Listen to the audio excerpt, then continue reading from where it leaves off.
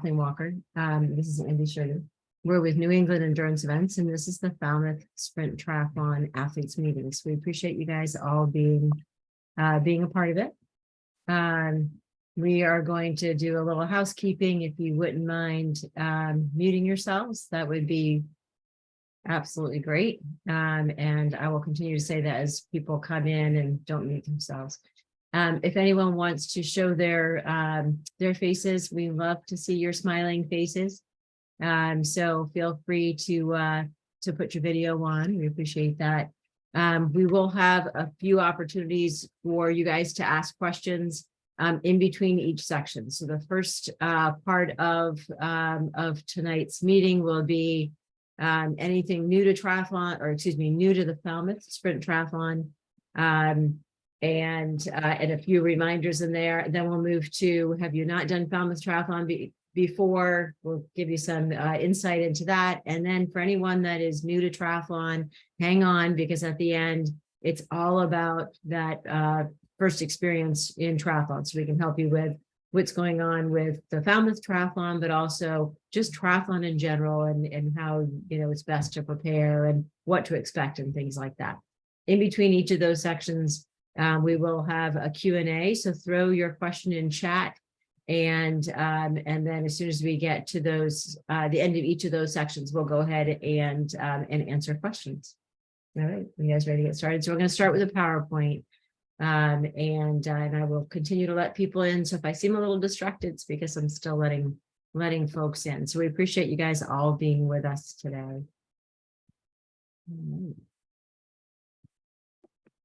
All right. So as we said, this is the Falmouth Sprint Triathlon Athletes Meeting. All right. So reminders for this year, we don't have a lot of new things for Falmouth Tri, which is really fantastic. It seems like everyone is on board as far as the towns and all of that sort. So we're really happy with that. So reminders for anyone who has raced with us for years, but maybe hasn't raced in the last few years. Saturday packet pickup is at Mullins School. That is outside. The race clinic Saturday at 5:30, that's at the beach. So you'll have to park down the road. There's a parking lot past the beach. You'll park there, walk the 1/8 of a mile to the beach. There'll be no parking in the beach parking lot, because that will be set up for transition for the next morning. There's no spectators near the transition area. I'll show you guys in a little bit for anyone who's not familiar. There's just not room for spectators there, but you can be on the beach all you want. You can be along the road. That's no problem, as long as you're not in the road. Otherwise, you might get run over by a bike or a runner. But otherwise, we'll show you some spots for spectators if you're not familiar with that. We can use more volunteers. So if you have a loved one that really wants to kind of be there and be a part of the action, then let us know. We'd love to have volunteers. You get a t-shirt, you get snacks, you get a water bottle. So it's pretty good. We have a modified time trial swim start, which is what we've been doing since 2021. And I'll tell you a little more about that if you're not familiar. Subway is still our post-race nutrition sponsor. And we have yoga on the beach again this year at 9 a.m. And that's thanks to Terry Walsh. Award ceremony is at 9:30. And something that I bring up every year, and it's still a surprise to people. You may not take your bike out of transition until all the bikes are off the bike course. So every year we get a lot of pushback on that one. It's a USAT rule. Every race is supposed to be doing it, but particularly on that course where it's really pretty crowded. And so if we have some people that are walking their bikes, and they're on the bike course, you can see how that might be an issue. So we appreciate your cooperation with that.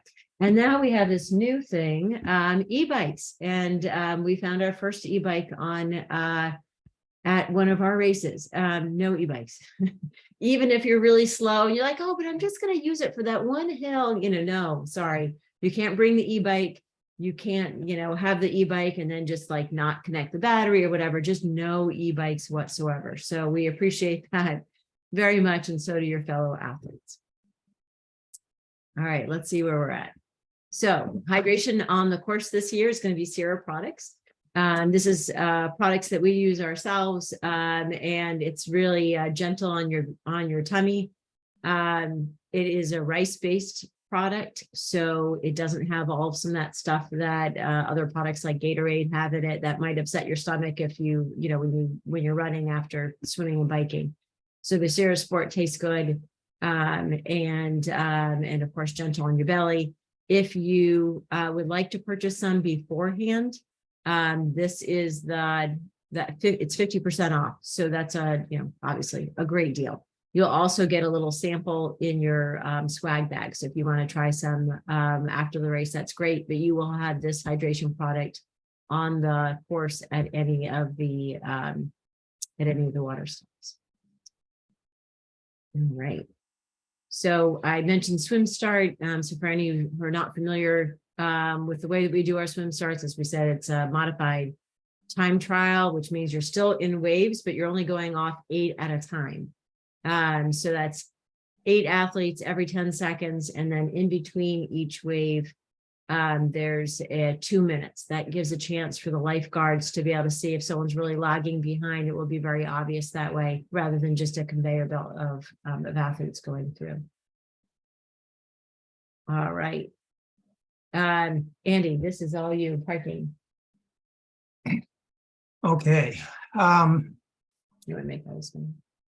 No, you can keep it right there. Okay. That'd be fine. There just isn't much room down by the beach. At one point, this race is now 30 years old, and maybe for the first 10 years or so, Falmouth was a different town, and parking on side streets, and you could do that. It was just for a couple hours. People didn't seem to mind. This race has become bigger and bigger over the years, and Falmouth has become more and more congested. So we worked with Falmouth as well as some of the neighborhood associations to develop a parking plan. Actually, it's been a number of years now, and it is an absolute. There is no vehicle entry on the roads leading into Surf Drive Beach before the race. And for quite a while, as the race is ending, and you'll see that on this map here. So what you want to do as an athlete is park in one of these, is it 7 parking lots? I don't see what. You can't see that one there. Yeah, I think it's 7 or 8. Oh, 8. Yeah. Oh no, 7 is the Marine Park, which happens when I was a Falmouth racer, which I was up till we took over the event in 2017. That was my favorite place to go. But please park in one of these parking lots. Please do not park on Falmouth's main street. There are businesses there. There are some restaurants. There's coffee shops. And if every single space on that road is filled while these restaurants are trying to get their morning breakfast business, and this is summer, this is where they make their money. So please, let's show some respect. Just choose these lots, park there. You can walk in if you wish. You can ride in if you wish, a soft pedal. Just be careful, of course, as you would at any, whenever you're going through a town on Cape Cod in the early morning in the summer. But I think the roads are pretty quiet, except for other athletes at 6-something a.m., which is the time you need to be there. It's a 7 a.m. start for this race. That is also a change that was made a few years ago, also to try to accommodate the town's wishes. In the athlete's guide, you'll see further direction as to exactly where these parking lots are, what the names of them are, and please just don't drive down to the beach on race morning. Right, there won't be anywhere to park. Okay, will you turn off your video? Sure. We're showing up twice. All right, so Sandy's talking about parking. So once you're parked and you're coming into transition, this is kind of what it looks like in a little stick diagram here. So of course, all bike racks are here. You'll see the bathhouse right there. You're coming from most parking is at Mullen School. Oh, and you saw Mullen School. That's for Saturday. If you're picking up your packet, that's where you'll go. You can park there, race morning, and then you'll be coming down this way. So you'll come into transition and then you'll be able to rack your bike. You can see we swim way out here. So you're going to walk all the way down for the swim start. And then this is a third of a mile, and you'll come out by the bathhouse. All of registration is on the beach. So when you come in the morning, if you can go to the beach, that's where you'll be able to pick up your packet. And we say pick up your packet and not register, because they're most likely we will be sold out by the weekend. So it'll just be packet pickup, and we won't have any race weekend registration. So if you have friends that said, oh yeah, I'm going to sign up, well, tell them to hurry up, because I think we're almost There's full. a decision's been made that we will not accept registration after this weekend. Yeah, we will be. And we will be perhaps not, completely full. and maybe before then too, because we're getting something like 20, 30 registrations a day right now. Right. So Right. So okay. So there we are. So you're going to come in, it's on your swim. We all walk down the road, swim here. You'll come through the red arch. There's a water stop right here. You'll go down the alleyway to your bikes, and then you've got bike out, bike in, run out. I'll show you in just a minute if you're not familiar. And you run around the bathhouse and then out, and you're coming in. This is all sand. So just to warn anyone who hasn't raced with us before, you are running on sand that last, little 100 yards. So Andy, it's course. It's back to you. okay. Have we talked about the walk on the beach? I just said we're going to run on the beach about 100 yards to get through the finish line. The walk on the beach to the swim start. Oh yeah, we started that already. Did we touch that? I'm glad you were listening. Yeah. Sorry, I'm just still trying to turn You the thing can- off. You were asking. You me to turn it off. can either walk along the beach, or you can walk along the road to the swim start. Either way. I think it's safer along the beach. It's an easy stroll. It's a third of a mile down the beach, and you're coming a third of a mile back on the water. This allows us to set the course, the swim course, so that it is relatively close to the shore. And I think for a lot of our less than accomplished swimmers, that's a measure of security and safety, to know that, oh, the shore is right there. And also it works well for our volunteers, for our staff, or our lifeguards, and our emergency services as well. So you'll walk down to the west to a spot. You'll see the blue fences of the swim corrals, and you will look for your number, right? I'll go through that if you want to talk about the course itself, the bike course, Okay. and the run course, and then I've got other slides. And the swim course. Yeah, we did some course and so- everything. All right, so we talked about the swim. You swim back to the transition area. You will run up the beach through a red arch to the transition area. The transition area is where your bicycles will have been racked earlier that morning. It is set up in such a way that no one gets an unfair advantage. You will all run about the same distance to either get to your bike or to push your bike to get out, and you'll get on the bike course. The bike out is on the far eastern side of the parking lot. Here, do you want me to back up a little bit so you can see that? Let's see.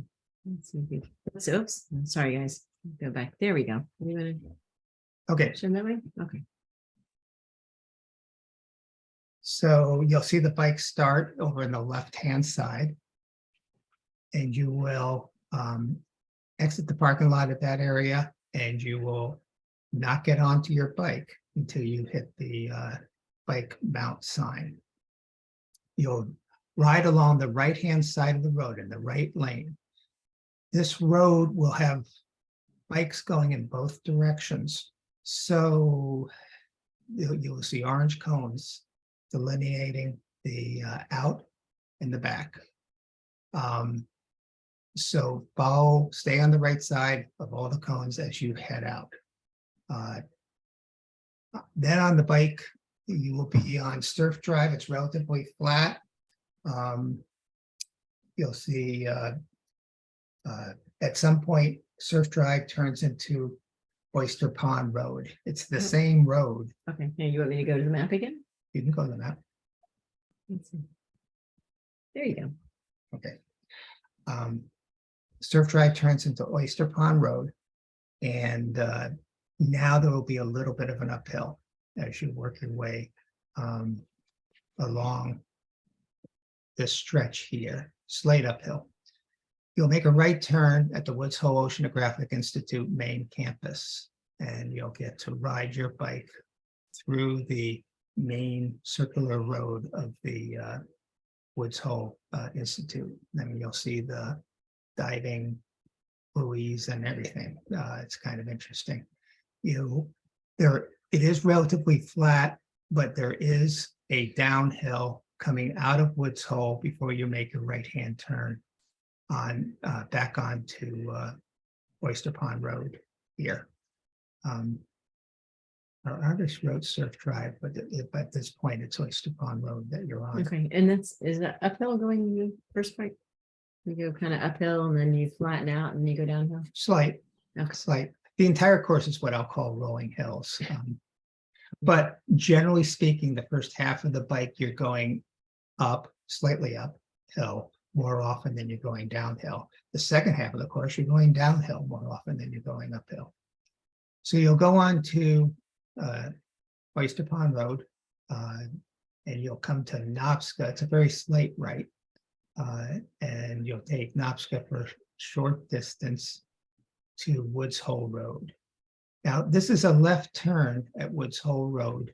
It will be heavily protected by police and staff and volunteers.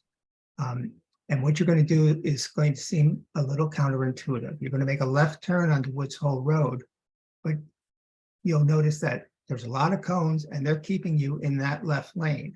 And that is the lane you're going to travel in, is the left lane of the road. What we do, working with the police department, is that cars that are heading to Woods Hole or coming out of Woods Hole have to take turns going in the other lane. And so it's one of those things, where you see the flagmen and 2 minutes, the cars go in one direction, then 2 minutes, the cars go in the other direction, which gives us that left lane all to ourselves.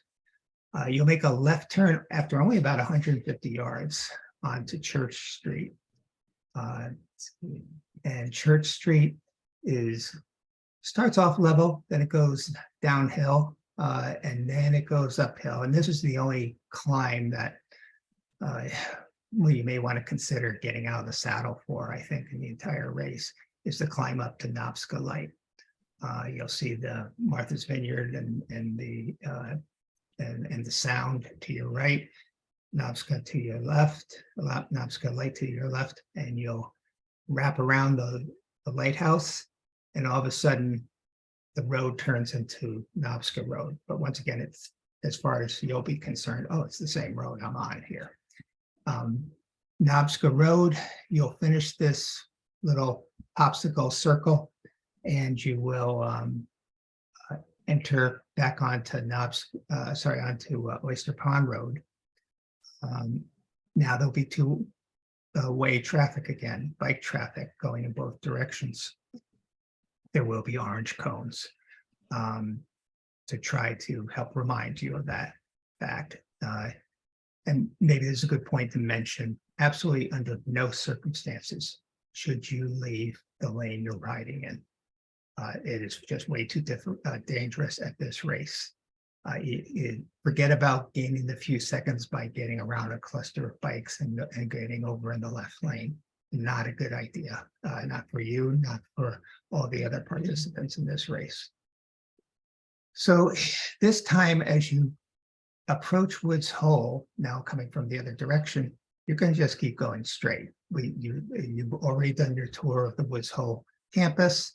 You are going to go straight on Oyster Pond Road, which, as we said earlier, turns into Surf Drive. And most of that stretch is downhill, which I think you'll enjoy. And then the last mile, or so is flat, back to Surf Drive Beach. You'll enter the parking lot, this time at the opposite side of the parking lot, from where you exited the bike. You'll rack your bike. You can only walk or run with your bike inside the transition area. Again, sorry. Yeah. Go ahead. There you are. So Sandy's talking about right here. Here's the run start. Yeah. And you'll go around. Yeah.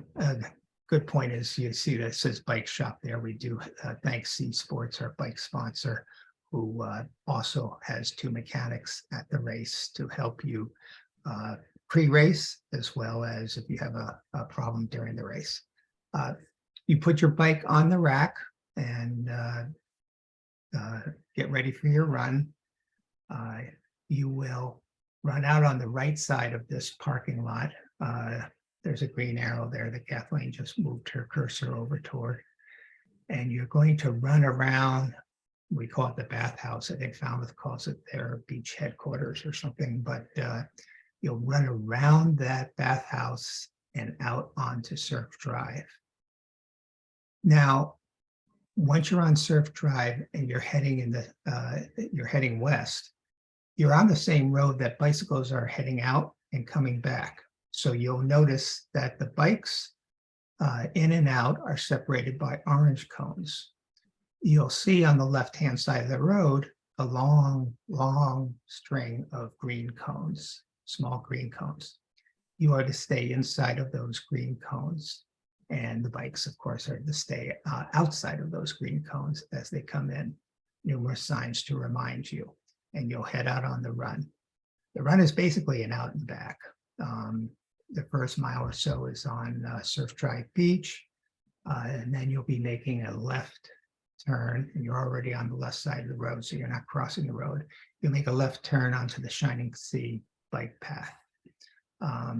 There, almost immediately, you'll see the aid station, and then you'll run about half a mile. I guess it to be precise, 1.55 miles to the turnaround on the Shining Sea bike path. You'll come back. Once again, that aid station is still there and also will be serving you as you head in that direction. And it's all flat. There's hardly a incline or decline at all as you run back to transition. You will not run into the transition area for your finish. Before the bathhouse, there will be a path well marked, which leads onto the beach, and your last 100 yards or so, 125 yards of your run will be on the beach. And that's just for traffic flow. We have no choice, and I think some people at this point have gotten to like that. And so the finish line is right there on the beach, overlooking Vineyard Sound, and you've done your race. Okay, great. Thank you, Andy. Okay, so when you come into transition, we are going to check your brakes and bar plugs. And if you have any issues, as Andy mentioned, C Sports is our bike support, and you'll be able to go over to their 10 and get help. I mentioned before about e-bikes. Doesn't hurt to mention it again. No e-bikes, please. You will be turned right around if you come into transition, or you try to come into transition with an e-bike. That is simply not a part of our races. Also mentioned before, but we've had a number of people join us since then. You will not be able to take your bike out of transition until all bikes are off the bike course. Doesn't matter, whatever it is that you have going on, this is the race. Bikes do not leave transition. So please plan ahead for that, so that way you're prepared and not surprised when we say, I'm sorry, you can't leave. Now, one of the things we do, recognizing a lot of people have to get back to their days, they have to get back to their family, or on a nice Sunday. One of the things we have done is we've instituted time limits at certain checkpoints along the course. And you can find those if you look at the athlete's guide. There's a section about them. And we're not trying to be mean here, but it's the reason is twofold. One, the police need us off the roads because traffic builds as the day goes on and their job gets tougher and tougher. And then two, This allows the bike portion of the race to be completed earlier, so that you can get your bike out of transition. Mhm. One of the checkpoints will be at the Woods Hole Oceanographic Institute, only 2 miles into the bike ride. And last year, we did turn, I think, 3 people around at that point and sent it back. So anyways. So that might speed up Might the help. being able to get your bike out of transition. All right. Open racking. So speaking of transition and bikes, we do have open racking at our races, which means you can rack your bike anywhere you want as long as it doesn't have a reserve sign. Sometimes it will be like relay teams, which by the way, we have 24 relay teams this year. So there'll be a whole section just for them. Or teams that have more than 6 athletes that are participating in the race, they'll get their own rack. So as long as it doesn't have a sign on it, you can put your bike there all you like. We do expect to be able to get 8 bikes per rack, which means 4 on each side. All right. And our charity partner this year is Habitat for Humanity. And I'm going to give you guys a big thank you. We've raised almost $1,000 just from those signing up for Falmouth. I think Hyannis was somewhere around 1,500. And so that, that number obviously keeps building, and that allows us to be able to help Habitat for Humanity. They also have volunteers out on the course. They have for our previous races. They will for Falmouth too. Usually they're wearing something that kind of, it's a volunteer shirt, but they have some kind of like a hat. They have something to say, hey, we're Habitat. So give them a shout as you go by. All right. So before we go on to the next section, we want to answer any questions that you might have. So there's a couple of chats in there, and if you've got anything else, go ahead and throw it in and let's answer those. And that way those people that want to move on to the rest of their evening have the opportunity to do that. The rest of you, if it's a question about triathlon in general, or anything else that's specific about Falmouth, because you haven't raced Falmouth before, hang on, because we'll probably answer that in just a little bit. All right, what are the questions? How many participants this year? 750 is our max. What is the average time we're able to get our bike out of the transition area? What do you mean? Do you mean I like guess during transition, like when you're after the race? Yeah, after the race? Is that what your question is? Go ahead, throw it in chat or take yourself off mute for a sec. Do you mean after the race? How long will that usually take? I think Or that's what that person okay. means. Is that it? Yes. Yeah, so the Okay. last swimmer starts at 8. Yeah. No. Yeah, that's about right. Last swimmer at 8. I would say they're a bit on the slow side, so it takes them 20 minutes, another 10 minutes to get on their bike. What's the cutoffs? Maybe that's the Well, way to look at it. we have them in the athlete's guide, so. It's usually around, I want to say it's around 9, but let me see if we can be a little more specific for you.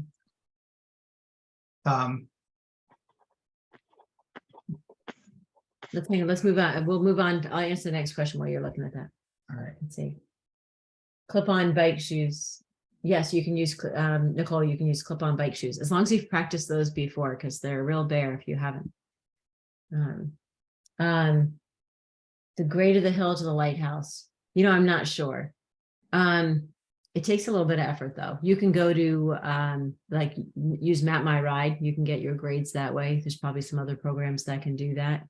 It's not impossible. It's not like it's like a 10% grade or something, but it is, it is a good hill. Wait, now I can't see the questions. All right. That's Okay. right here. No, I'll look at sorry guys, let me find, I think there were some more questions, but I have to get it on my screen. Oh, there we go. All right.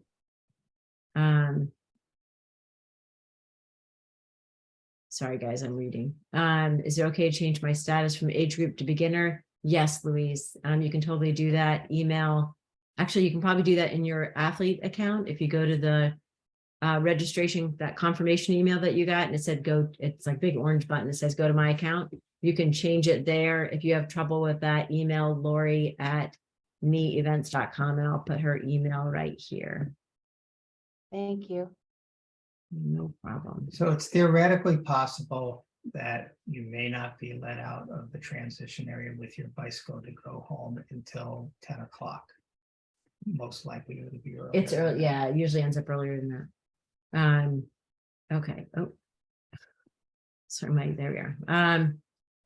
Let's see, eliminating the sand in the road the night before. We do our best to, Patty, to remove the sand from the road, but let's keep in mind it's Falmouth and it's at the beach. So we do the best that we can. Sometimes some sand is still on the road, so be mindful of that when you're biking.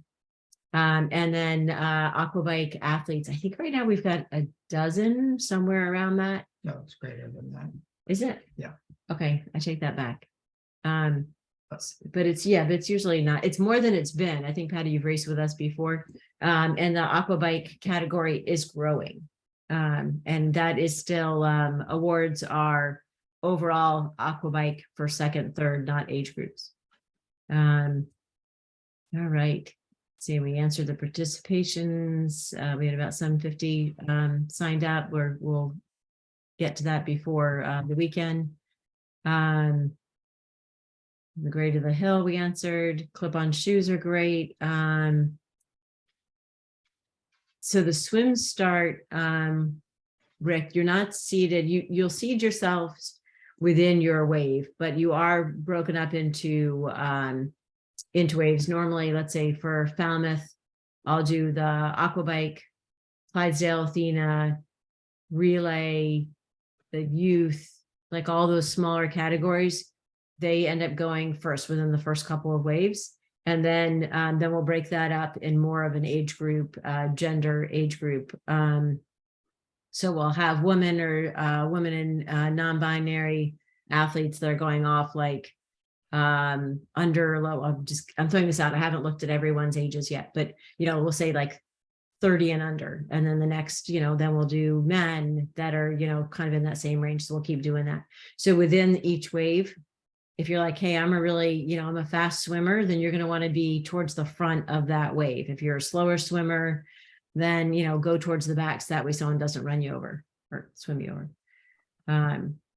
So let's see.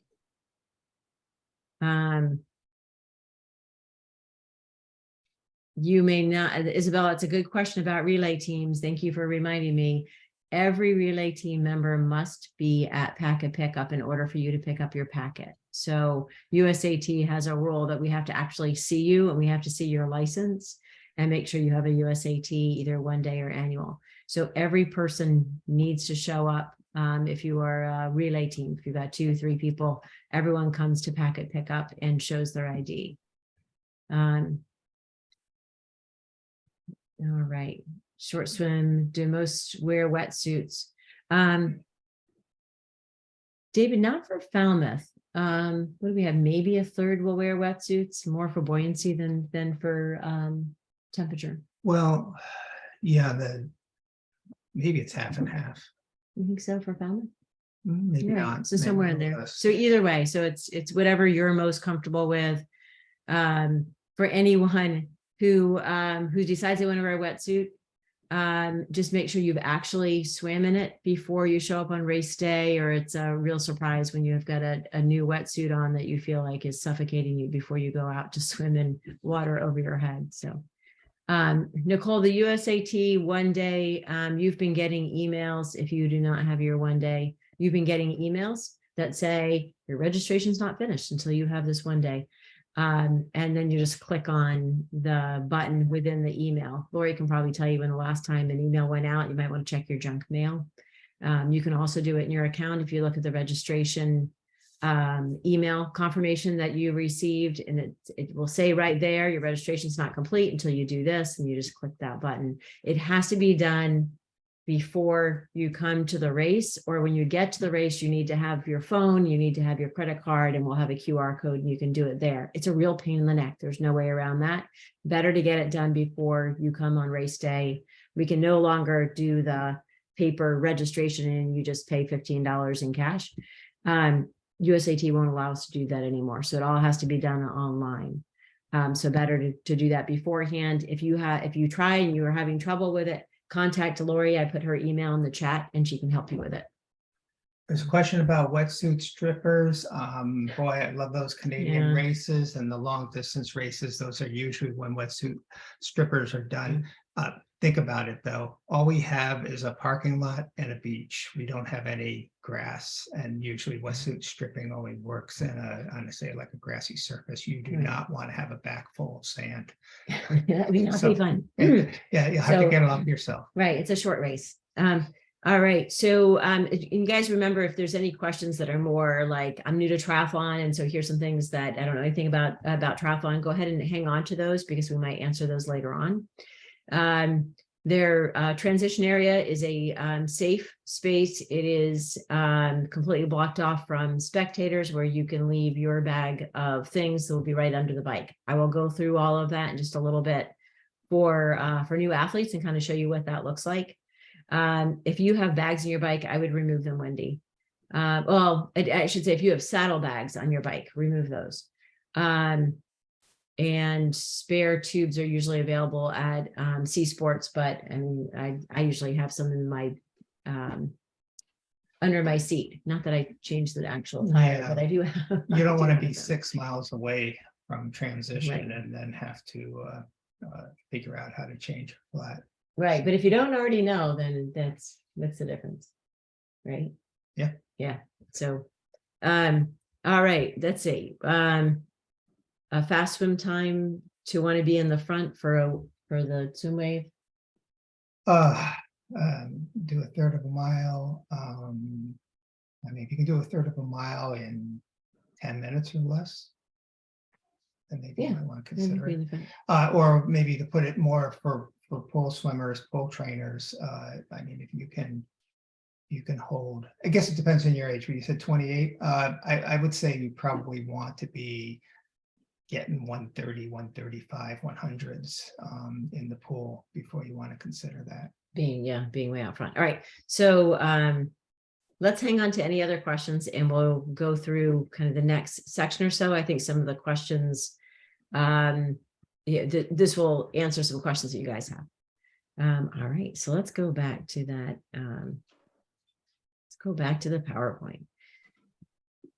All right, so Andy mentioned that parking is pretty far away from transition. It's actually a nice opportunity for you to make sure your bike's working okay and get your legs working.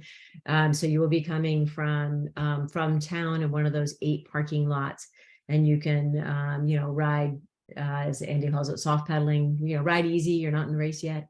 Or you can walk your bike to transition. There will also be lots of other racers that are coming with you, and it's kind of a neat opportunity to to kind of like all do it together. I don't know, when I raced Falmouth, I actually enjoyed that. So Andy also mentioned that you're going to be walking along the beach or on the road, but he prefers the beach. You'll find me on the road. So I'm sorry, I'm a little hypocritical. I run on the road. I have a bad knee.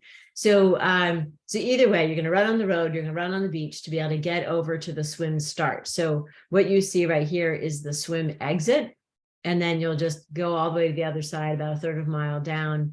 And this is another opportunity. It's a great bonding opportunity. For like every athlete there, everyone's in the exact same position. And I actually find it kind of cool in the morning to be able to do that. So swim start is down the beach, as we said, and you're going to keep those buoys to your left, and you're going to keep the orange buoys, or are you doing yellow buoys this year? Orange this year. Okay. So we've got orange buoys. We try to keep them as close to shore as we can, just because it makes people more comfortable. So that means that the course seems longer, but it's not, it's stretched out. So that way we can keep those buoys closer in. There's, you're over your head, but not much. Like you can see the bottom, and somehow that does bring a lot of comfort to people. Often you can see the bottom. Often, you're right. There's a few spots that maybe you can't, but that seems to work well. So once you go through that red arch I'd shown you before, you're going to go all the way down this path. So the beach is over here on the right. We've got some kiddie pools to put your feet in if you like.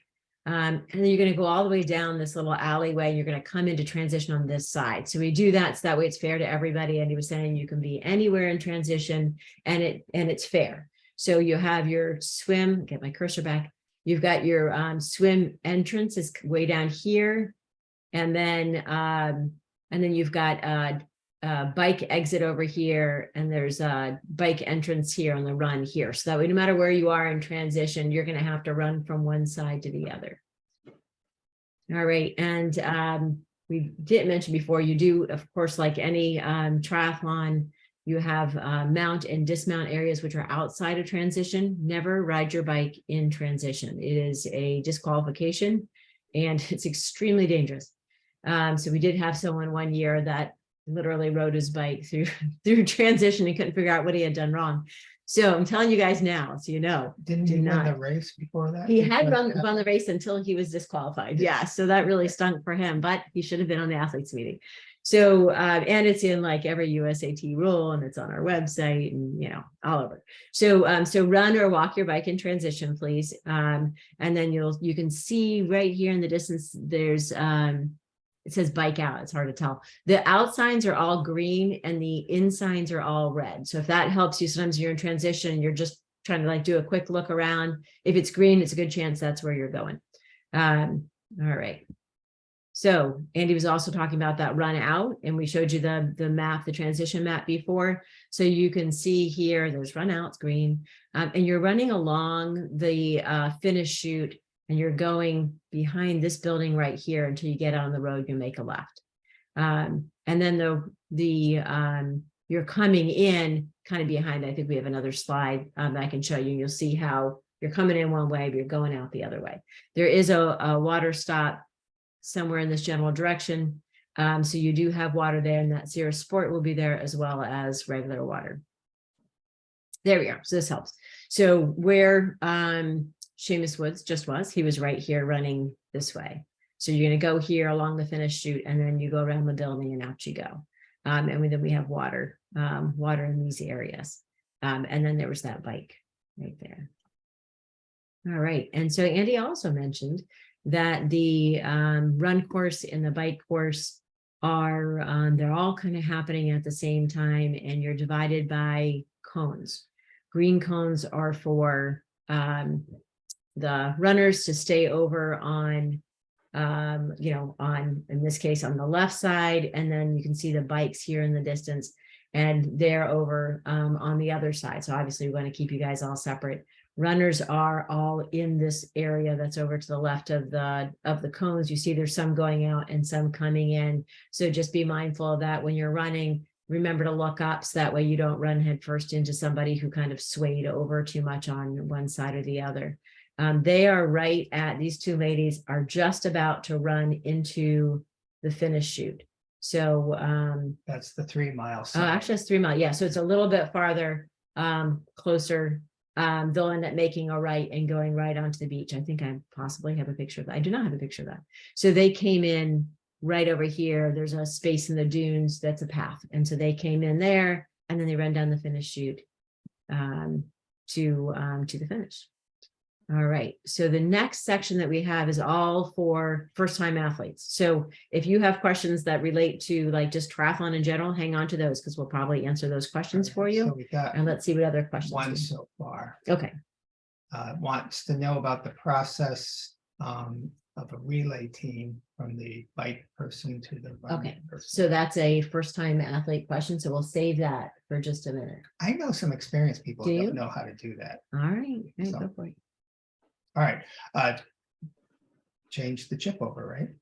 Yeah. So All right. So normally I've done a lot of relays in my day. So so with a relay, if you've got 3 people, you have the swimmer. When the swimmer comes in, everything happens at the rack itself.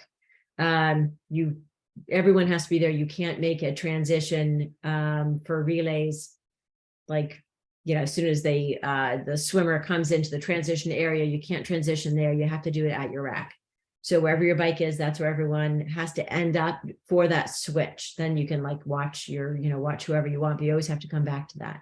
So the swimmer will come in, the person that is the run, if there's 3 of you, the person that's the runner, that's the person to take the chip off of the swimmer. It will just make it easier for the cyclist to be like ready to go. So they're not bending down and getting up, put on their helmet and all that.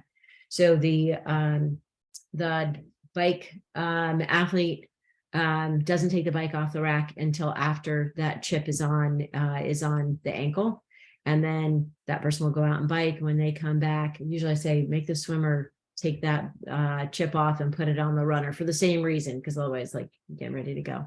And then the runner will go off, make sure the bike goes back on the rack, and you take your helmet off. And you'll talk more about chips in the next section. Yeah, talk more about chips. All right. So do you have any other questions that are not new athlete questions? That's it. Oh, you guys are so good. Oh, you mean, There's nothing else in chat besides that was Joe's question was about the relays. right, so we can, everybody's invited, of course, to stay on here, but we've covered the Right. first two sections now. Right. We've now covered the first two sections. And then the next part is all about first time athletes, any just different stuff for you to be aware of. And kind of give you a little bit of those ins and outs of triathlon. It does get confusing for someone who hasn't done a triathlon before. Sometimes that transition is the most challenging. You're like, what do I do? So we can talk First about time athletes and some of our casual athletes Right. who do a triathlon once a year. Right. It's always good for there. Okay, so you guys ready? All right. Any questions you have, throw them in chat as we're talking, and then we can answer them at the end. All right, here we are again. All right. So you can always look for this sign. It's going to give you a list of what's going on for the schedule. It's also in the athlete's guide. Packet pickup starts at 5:30. So by the time you park your car at 5:15, you start walking down, you're going to be ready to go. You want this time.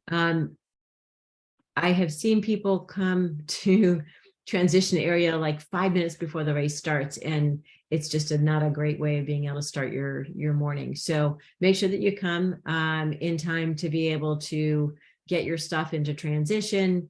You've already tested your bike because you probably rode it, to transition. Maybe you want to take a little run. You definitely want to go down to the water's edge and take a little swim, as long as that swim is before 6:30, because then we have race announcements and we head down to the beach. We can't have people in the water warming up while the race starts, because we don't have eyes on everybody, and that way we need to be able to focus on the athletes that are starting. So you want to get there in time to be able to do that, to be able to do a swim, do a little swim around and get all of your stuff together. So and soak up the environment, because it is pretty cool. All right. And next, so you will get in your packet, you'll get a race bib that's for the run. You'll get a bike sticker, and you can see right here, it can either go on your crossbar or it can go on your seat post, whatever works best for you. When I put on a bike number, I always want to make sure that it's not going to be somewhere my thighs are going to rub it, because otherwise that's a really long ride when you've got like something irritating the inside of your thighs for 8.5 miles. So just keep that in mind wherever it is that you want to put it. And you'll have a helmet number, and that goes in the front of your helmet. That goes right in the front, so we can see it when we're looking at you, not the top of your helmet. I've seen actually a veteran triathlete, and I was looking at her bike helmet, it was like on top, the number. That's not helpful to anybody. Put it right in the front. Body markings. We have body markers that are there. It's the Falmouth Rotary Club has been helping with this for many, many years. They will write on your arms with a Sharpie, which mostly comes off. The hand sanitizer actually helps get it off after the race if you like. So they're going to put your bib numbers on both arms. So you'll just tell them what your bib number is. And then on your leg, they're going to put your age. Or if they ask your age and if you're relay, just say relay, they'll put an R. If you're aqua bike, they'll put an A. So that helps. It really helps those people that are running or biking behind you, or you, if you're the one in the back. So that way you'll know, oh, that person's in my age group. Like maybe I want to speed up, or that person's not in my age group. I'm not going to worry about catching up to them.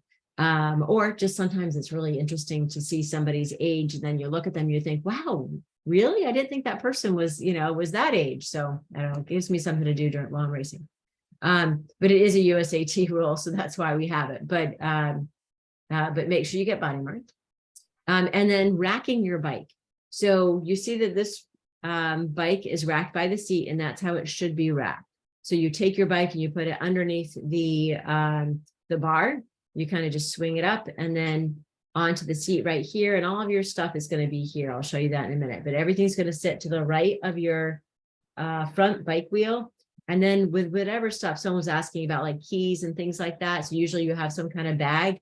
I usually stick my bag right behind this back wheel. I don't stick it on either side because there's going to be bikes there, but I do put it like kind of like right underneath my wheel, kind of in this space over here. So that way it's out of the way. You don't want to leave stuff where someone else is going to knock into it or trip over it, or you're going to trip over it.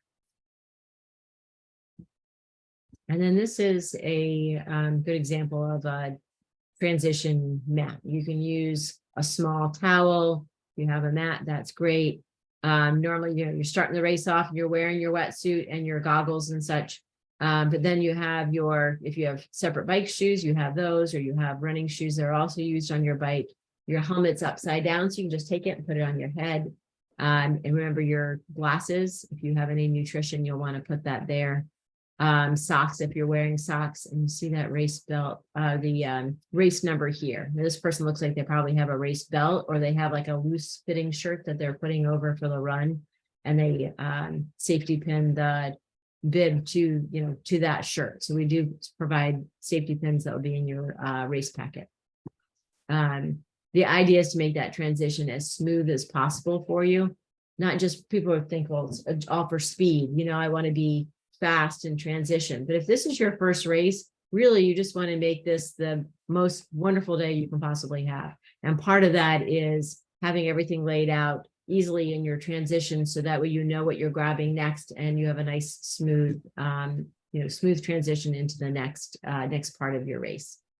You gonna comment anything else about the transitions, or anything that's worked for you? Oh, no. No, nothing works. Okay. Okay. So something else that we do at our races that's a little different, although I think a lot of our contemporaries are doing it as well now, is a red swim cap.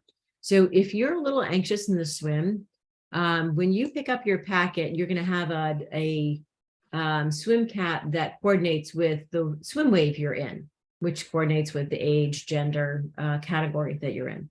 If you don't want to use that, you want our lifeguards to have a few extra eyes on you. You're like, I could use a little more attention. I'm a little anxious in swim, or I have a medical condition that I would really like someone to make sure that they see me as I go by. Then just ask for a red swim cap. I'll also have red swim caps down by the swim start.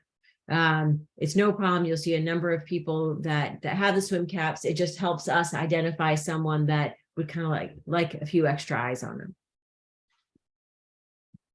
All right. And so here I was talking about lifeguards. We have some of the best lifeguards around. These are all Town of Falmouth lifeguards. It is a special honor for them to lifeguard the triathlon, which we are, very thankful of. They're a great group of people, and they are out there for you. If you need to hang on to a board, if you're going by one of these lifeguards, they're not this close when they're out on the course. We just did this for the picture, but they are pretty close, not quite this close.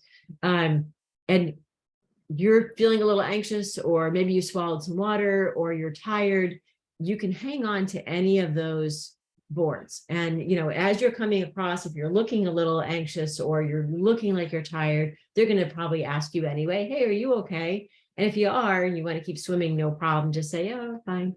But if not, you say, oh, I need your board.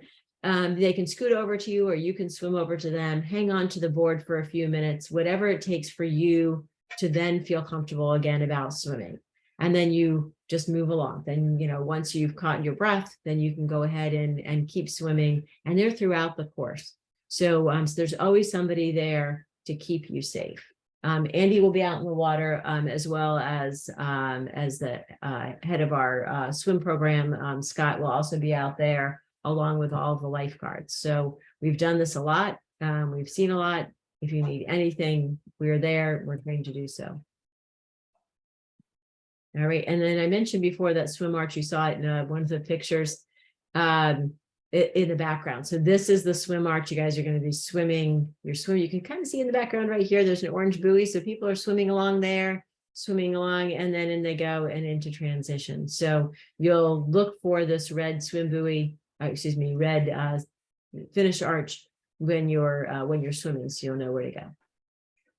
And I can't tell you how many times we've shown this to you. So here's where you were right here. So you came in, and then you'll run along the beach, and then you'll go. And you're going to run all the way along here and into transition. And there'll be a water stop that's there. So we also mentioned that the bike, when you're going out on the bike, there'll be a sign. You can kind of see that over here. The one that when you're going out on the bike will say mount here. So you'll walk your bike or run your bike until that point, then you'll get on it and off you go.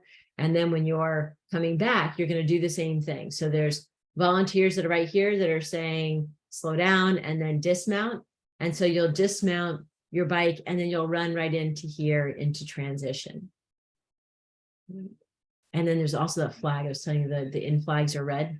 So here's a red flag, so that's bike in. So you'll look for that. You'll be able to see that way down the road. And as I mentioned before too, you're always walking or running your bike in or out. You're never riding your bike inside transition. And then the finish is on the sand, but you see, happy faces. You'll finish this race and you'll be like, oh my God, this was the best thing ever. This was so much fun. I'm exhausted, but I'm exhilarated at the same time. All right, so we'll stop that and let's answer some questions that you guys might have. Okay. All right, Well, there's a question, someone's having trouble adding a person to the relay team, and I answered with Lori's email address. If anyone has a similar type of question about their registration or their relay team registration, Lori will help you troubleshoot it. Question about the weather. I don't think I've been part of a Falmouth Triathlon when it has not been sunny. And it's also on the warm side. It's early July. knock on wood. Yeah.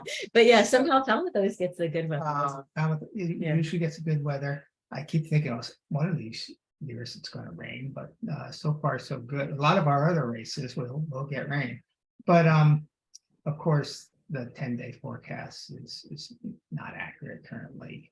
It never, almost rarely is. So we'll just have to wait a few more days and start seeing what they say.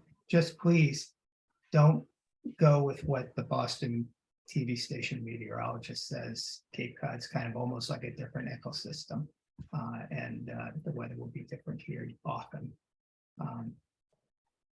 Question was asked about a number belt being used. Kathleen explained that you have two choices with your bib. You can safety pin it to your shirt, or you can wear a number belt. And yes, of course, they are allowed to be used. Right, but we don't provide race belts. We provide safety pins. If you want a race belt, you can get one. Well, if you're on Cape, I think Marathon Sports. I don't know where else. Or Amazon. Amazon, you'll get it in a couple of days. So, and they're only a few dollars. How deep is the water on the swim? Most of the swim, except for the entering the water as the water gets deeper and exiting the water, which is a bit on a sandbar. So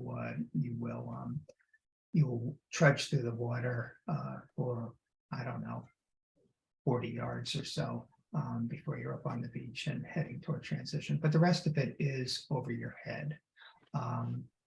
And as Kathleen mentioned, you can see the sand a lot of the time.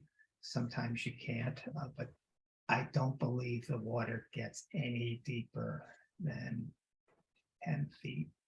Maybe there's one spot for 20 yards or so where it's around 15, but for the most part, it's in that 6 to 10 feet deep. Okay, there was a question a little farther up about, yes, there's a lot of bikes in transition. And how do you find your bike? Bike racks are not numbered. So here's my trick. And I feel like this is a good one. Andy doesn't think it matters that much, but it does to me. So when I'm doing a race, particularly when there's no bike numbers on the racks, or even when there is, whenever I go to put my bike on a rack, I look around me. So in this case, let me I'm going to share my screen again because this has got a, you can see in the background here. So if you look in this background, you've got like all of these bikes. So if I'm racking here, I'm like, oh, the timing tent is right there. I'm going to rack my bike so that way I see the timing tent.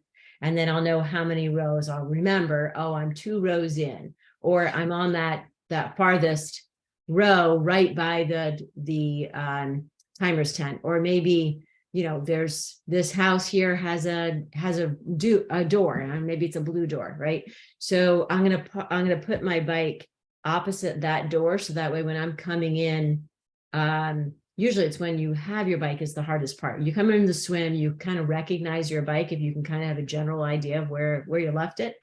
But if you have your bike because you're coming in from the bike, now you've got to find where your stuff is. And that's a little harder. So if you rack your bike opposite something, if you're facing the other direction, you're facing the water, there's like the handicap parking signs are back over here somewhere, or, you know, or a tent.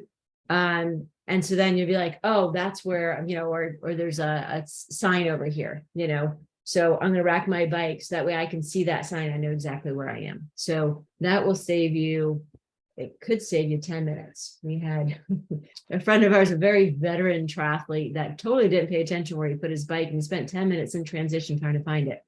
So it can happen to anybody. And he would have won his age group if he found his bike. Yeah, so lesson learned. So yeah, so always kind of find a spot so that way you can, you know, like some kind of marker for yourself. We cannot use balloons or anything like that to mark your space in transition on your bike rack. Anymore. I see I did skip over a few Okay. questions. Another swim question has to do with what happens to the swim if the weather is inclement or stormy. We make what I guess I'll call common sense judgments depending on the condition. Swim course has been shortened in prior years, not for Falmouth, because Falmouth's always been beautiful weather. We were just talking about that. Yes, And I mean, I've been racing Falmouth since the mid 1990s, and I can't think of a bad day. But anyways, it's probably going to happen. Right, yeah, now that you've said it. But right? And the nature of Vineyard Sound is that the only time it gets choppy, unless there were a storm moving through a hurricane or something along those lines offshore, Which doesn't happen in Falmouth. hurricane offshore, yeah, is in the afternoon when the sea breeze picks up. But you know, once again, we'll use common sense on that, and I suppose it is possible we might move the buoys and even a little bit closer to shore. But Right. So different things that we could do would be Yeah. shorten the course if there was an issue. And that doesn't mean like, oh, it's a little choppy. That means like there's, you know, significant waves that, you know, that could be detrimental to, you know, to athletes. If it's a little choppy, like that's part of the game. But you know, if the weather, obviously, if there's thunderstorms, we're going to delay the race. So it's just other things like that we'll do. Okay. Families waiting on the beach for us. Families can wait on the beach. They cannot wait in transition. There's no one allowed in transition except for athletes, staff, and volunteers. But spectators are more than welcome to be on the beach, and they can watch you go into the water. They can watch you come out of the water.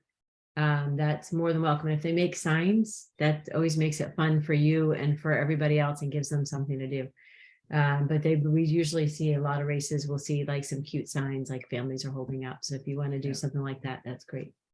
I know USA Triathlon has some rules on this, but you've been known to overrule them before. Can I wear water shoes for the swim? That is fine for USAT as long as they are not webbed. So nothing that would help propel you forward. No fin shoes. No fin shoes, right? No fins, no paddles on your hands, but you could wear gloves, although I don't think I would. And Falmouth, if you're wearing booties in Falmouth, your feet are probably going to get hot because it's actually pretty warm. But along those lines, a few other some people ask about safe swimmer buoys. That is where Andy was referring to. USAT says they're flotation devices. Anyone who's used one knows they're only a flotation device if you are not swimming and you're hanging on to it. So in that case, they are allowed at our races, but only in the last wave, which is considered the first timers wave.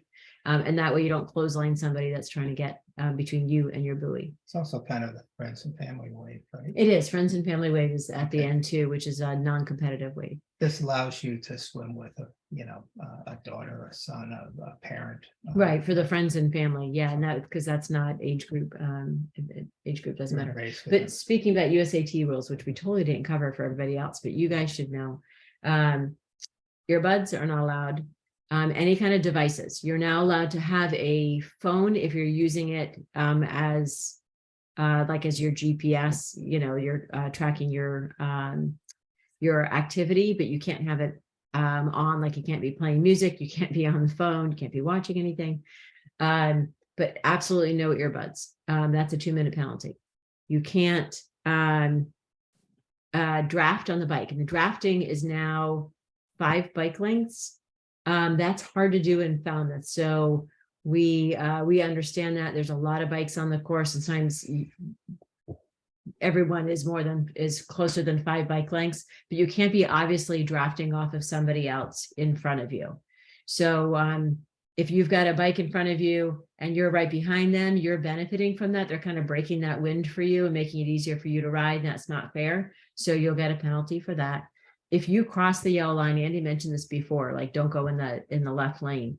You can get disqualified if you do that in a very dangerous way. It's at least a 2-minute penalty if you're caught. So please don't cross the yellow line. There'll be bikes coming the other direction too, and that's totally unsafe. USAT rules. I think that's it. We did cover the not taking your bike out of transition. It's actually a USAT rule as well. Yeah, did you mention you have to stay on the far right? Exactly what. Okay, all right. I'm trying to answer the next fellow's question Sorry. here. Okay, The no blocking. no, oh yeah, no. So That's I what I didn't say that one. So That's no what I meant. blocking. So blocking means if you're riding along and you see like that's that same person in your age group that keeps passing you, you're just gonna kind of like move over so that way they can't get past you. That's blocking. So so don't do that. A lot of people do it innocently too. They just say, well, I'm one of the faster cyclists here, so I'm just going to go by everybody and I'll just stay in the left side. Yeah, You but have to, as soon as there's an opportunity to pull over to the right, you have to pull over to the right side of the lane. And you'll probably be surprised to see there's always someone faster than you. Right. You also, and actually we see it more in Falmouth than anywhere else. People tend to try to ride like you're with your friend. And so you're riding side by side. That's blocking. That person on the left is now blocking other people. It's really hard to get around when you've got 2 people that are like that. So, you guys should be single file. Yeah. The other one's tough to answer. I tried to look into the database, but I mean, someone like Lori maybe could do it. But they were asking about it's a 24-year-old male who's trying to decide whether or not he wants to race as a first timer or race within his age group, and he was kind of wondering what's it like in terms of the field and how many people might be in his age group. I think I can say that if you're a first timer, unless you were, say, like a cross country star in college at 24 years of age and maybe was on the swim team in high school and pretty good at it, it's going to be hard to podium.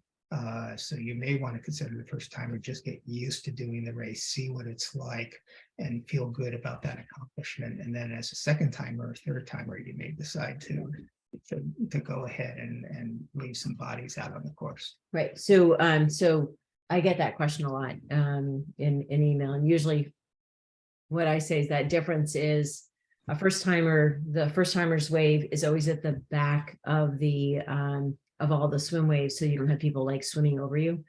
And not that always happens, but in the age group, sometimes people get a little aggressive in the water. So if you're not as confident in the water, then you definitely want to be in the first timer wave. And then just, if you're going to pass people on the bike, that's fine. But really it comes down to your comfort in the water.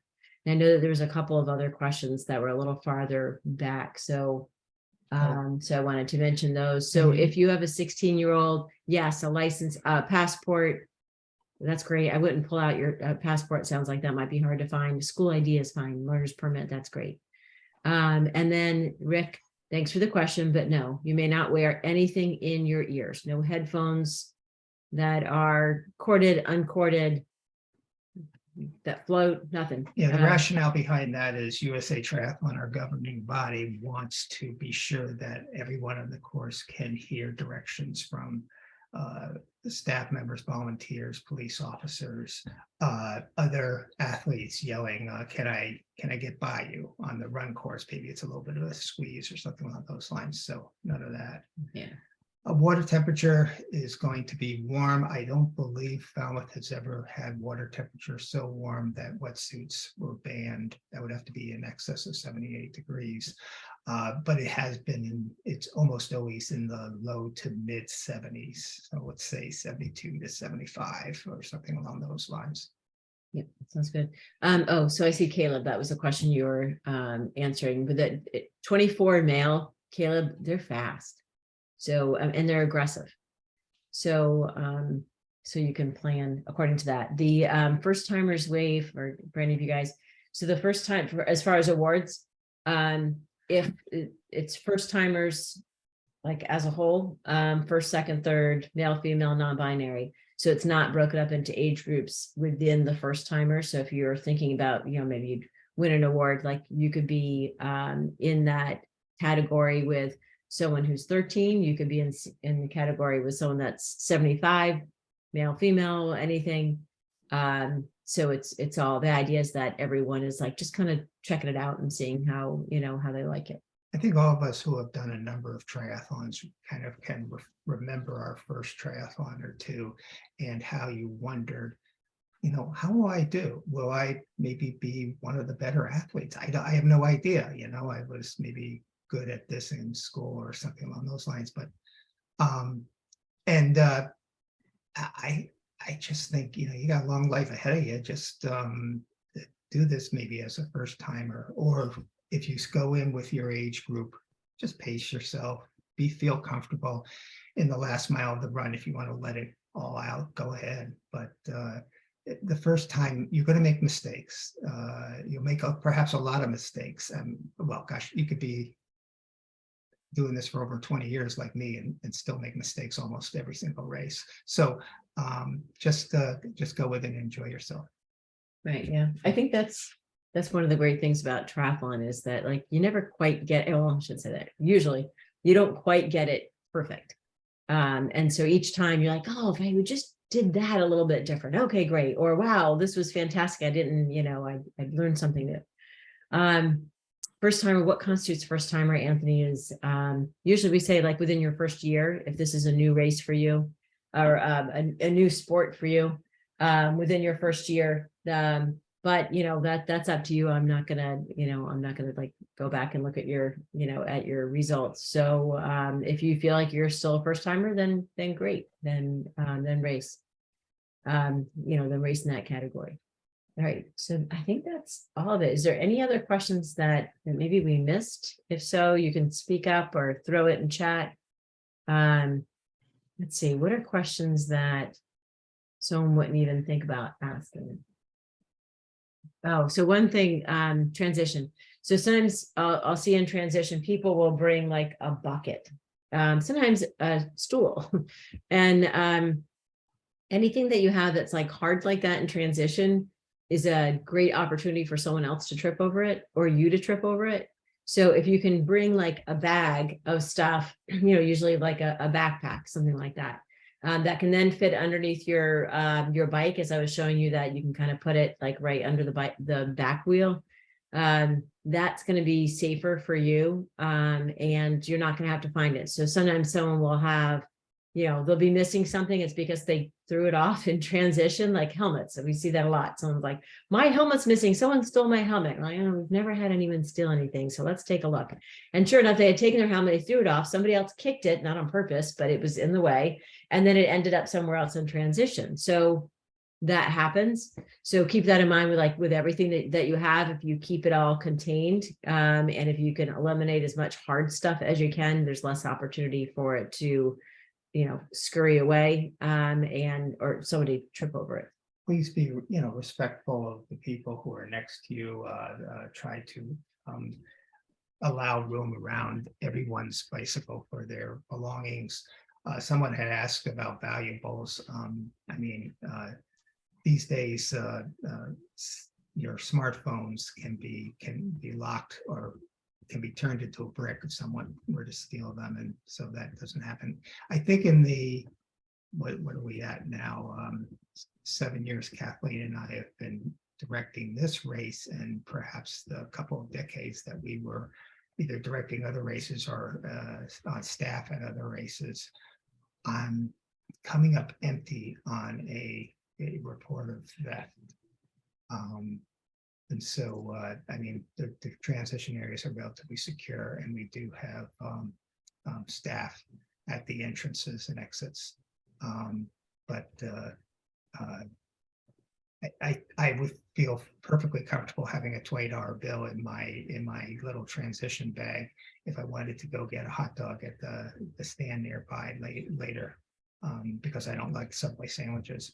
But But you do like Subway sandwiches. Well, So, but I so would- we have Subway sandwiches for you I after like this, Subway right? sandwiches. Thank you, our sponsor Subway. But I think what I'm saying is you may not want to put something that's extremely valuable. Right, or it might get lost. I mean, it's Leave it it's in not leave it stuff, in the yeah. car. Yeah.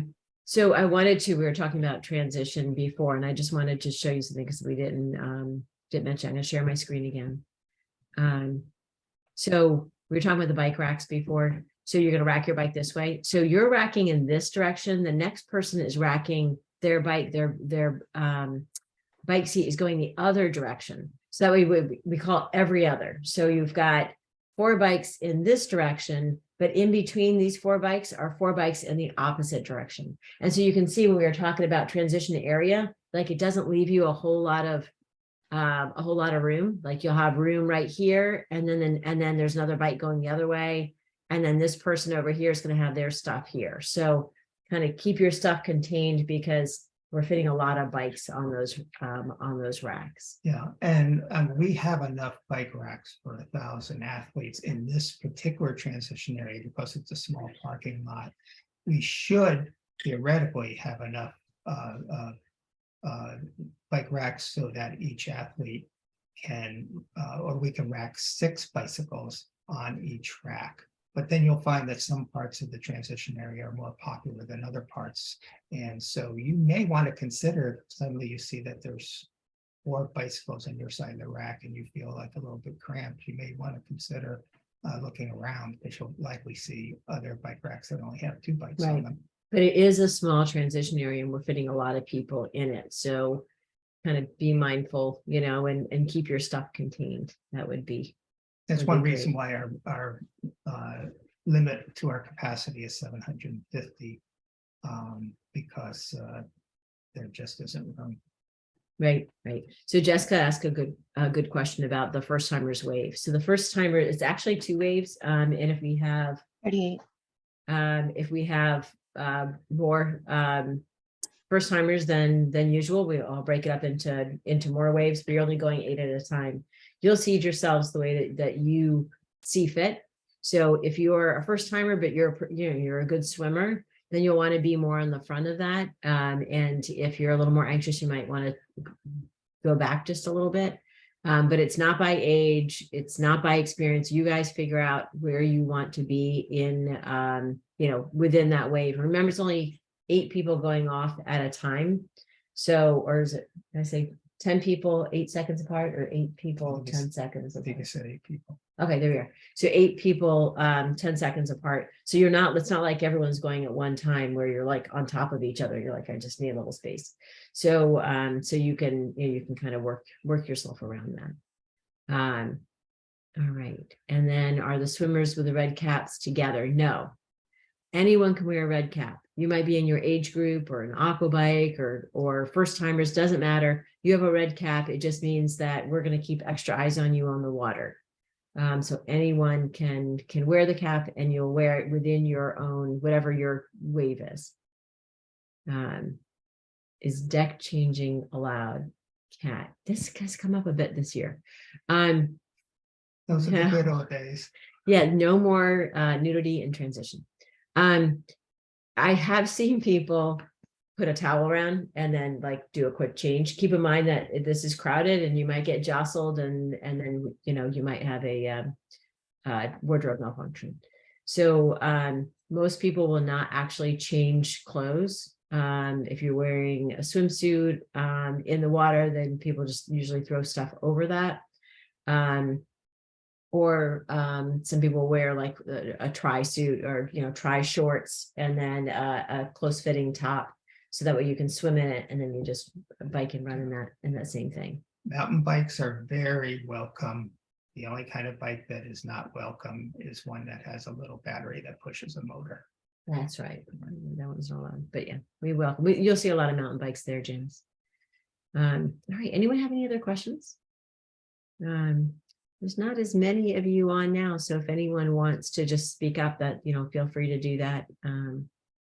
Yeah. All right. All right. Well, I'll take the. Oh wait, we have another. Thank you. Thanks, Anthony. We'll take that silence as a time for us to head out. We look forward to seeing you on July 9th. If you have any questions, Lori is there to answer your questions, and we've put that in chat if you want to see Lori at NE events.